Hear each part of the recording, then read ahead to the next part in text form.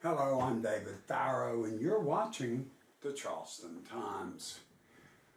Well, tomorrow's a big day. It's election day here in the 1st District of South Carolina. And will May 7th be a day that goes down in infamy? Well, I guess it depends on who you talk to. Yesterday, I awoke to find these two editorial pages. First, the Island Packet of Hilton Head, who endorsed Mr. Sanford. And then the Post and Courier of Charleston, 6, and it endorsed Ms. Colbert Bush. Well, now, I'm not going to say anything about that, except I'm a little surprised that the whole progressive tint of the news has now leaked into the editorial page. Normally, you'd think it'd be the other way around, wouldn't you? I guess it would. So, well, this morning, on Morning Joe, I learned a few things. First, that last week the race was headed towards Bush. Bush was going to mop the floor with Sanford, 10 points ahead. Well, the margin of error right now is 2%, and he's winning by 1%. This is what the folks at Politico had to say this morning on Morning Joe. Another topic you all are looking at, Mark Sanford, who looked a week or two ago like he might be trailing a bit in the polls down there in South Carolina. Well, there's some new polls that have him in a statistical tie with Elizabeth Colbert Bush with just a day left. Mike, it looks like this is going to go down to the wire. He sure will, Willie. And look at this. Just a couple weeks ago, Sanford was down 9. Now we see there 47, 46. That statistical tie that you're talking about.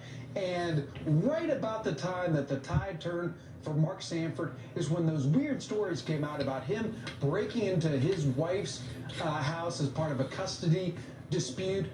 The Mark Sanford theory of the case was that the election would turn away from his personal problems and eventually get on to other issues. But that hasn't really happened. Things like this break out in the news. Weird things have happened to him. He was endorsed by Larry Flynt, which certainly was no help to him. One of our reporters was with him this weekend when he was asked about the polygamy laws in South Carolina. So the tone that you got from his campaign over the weekend, and you guys know how much you can tell from the body language of a campaign. He was talking like a loser for the first time. For the first time, he was telling us this would be his last campaign, talking about how he had tried, how he was at peace with going back to real estate. Meanwhile, on the other side, Elizabeth Colbert Bush, very organized, travels with a big array of handlers, and unlike Sanford, will talk to just about anything. Her appearances are few and far between and very disciplined with that centrist business message she's been pushing. That poll you're talking about is a public policy poll. April 22nd, Elizabeth Colbert Bush up 9 points. This morning, 2 weeks later, 47-46 for Sanford, a statistical tie. Mike Allen with a look at the playbook. Thanks so much, Mike. The interesting thing that Mike Allen of the Politico pointed out was that he thought that Mark just didn't have his heart in it. I don't know. It just sounds like regular old Mark to me. Now, the next thing I saw was Chuck Todd of NBC News. And Chuck Todd said he would be very surprised if Sanford won this. Morning, we have a special election this week. Mark Sanford, Elizabeth Colbert Bush. I just reported that Sanford's going to be on the show tomorrow. Alex, have we asked Colbert Bush to be on the show? We have. She has not agreed to yet. Okay, so we would love to have her on because that would really help. But Chuck, two considerable candidates with really interesting stories running for and this the results will tell us nothing about American politics. Yeah. Do you know what I mean? It is just a race unique among itself, perhaps the most unique special House election we've had in years, maybe even decades. So let's not pretend that there's some grand sentiment that's going to be stated, that you can read these results and learn something about where Democrats are headed or where Republicans are headed. If Sanford wins, it's a reality check that this district was a lot more Republican than people realize. And if he loses, then guess what? He had one too many carry-on bags for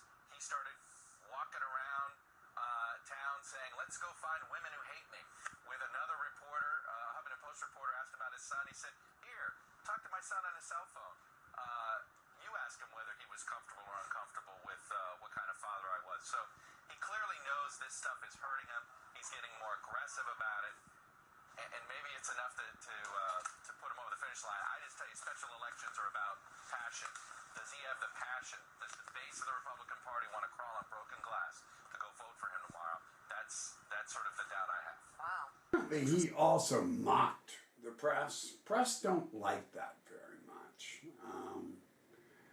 I agree with Chuck Todd. I can't believe this is a red letter day. I want you to mark this in the calendar because it could be the first time I ever agreed with Chuck Todd and Mike Allen on the same day. I agreed that, number one, this race will mean nothing in the national scheme of things. And number two, I think he's going to eke it out. And let me show you why. If I were a low information voter, this is what I would be bombarded with every single day, 5 times on the hour.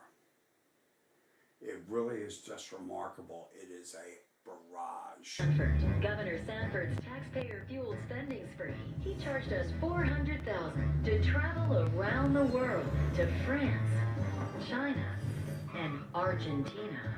To a donor party, dentist appointment, even a hair salon. Republicans censured Sanford for misusing state aircraft. He paid over $70,000 in fines. You're now free to choose someone with our values. House Majority PAC is responsible for the content of this advertising. And that was actually the light one. That was the fun-hearted one. We don't really have time to go into all of them because frankly, they could put a whole half-hour television show of 30-second ads. I was there when my country called, even deploying to Afghanistan at age 58.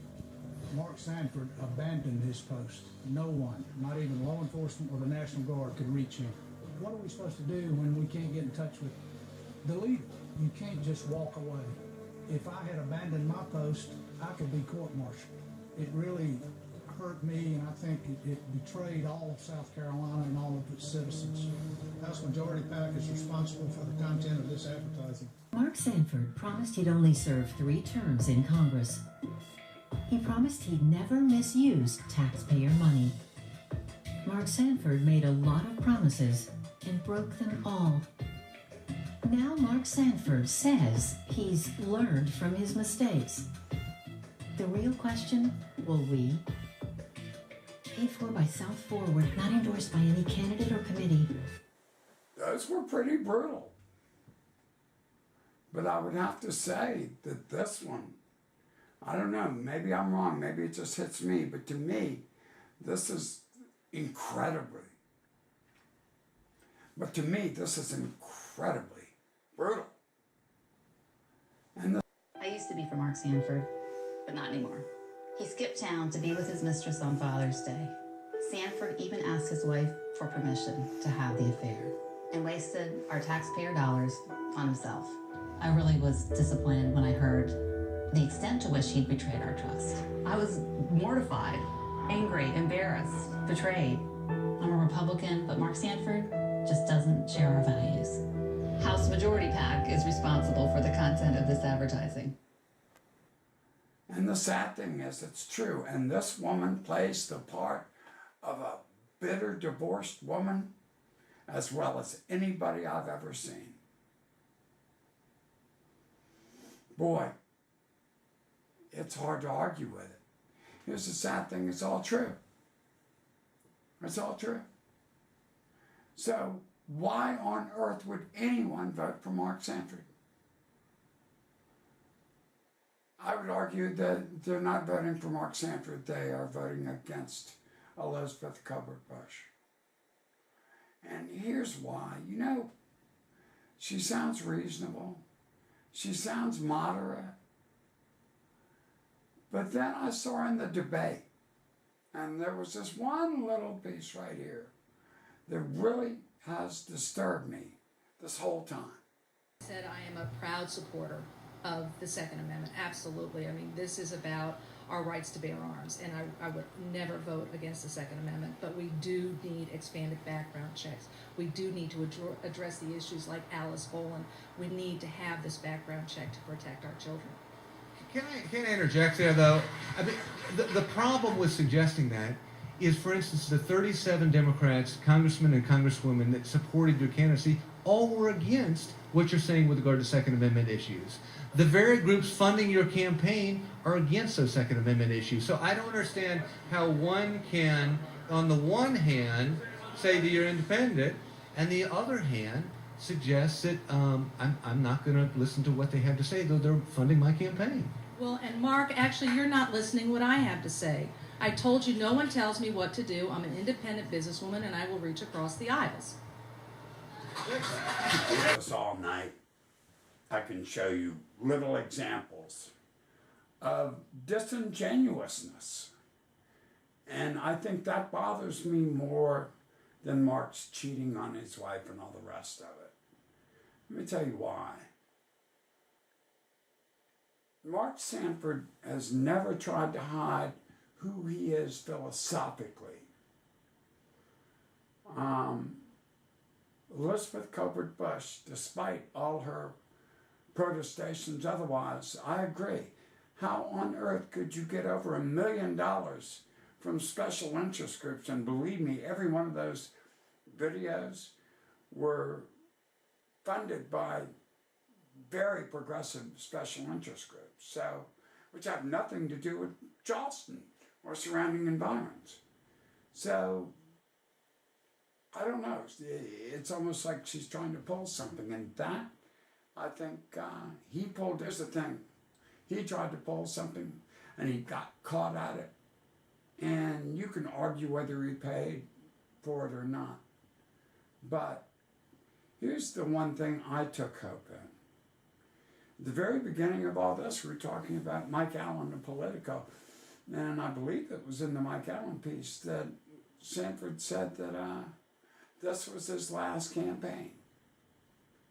Well, we can only hope that's true, Mark. I'm endorsing you for this one time, and I hope you win. And that said, go out and vote. Thanks a lot for your time.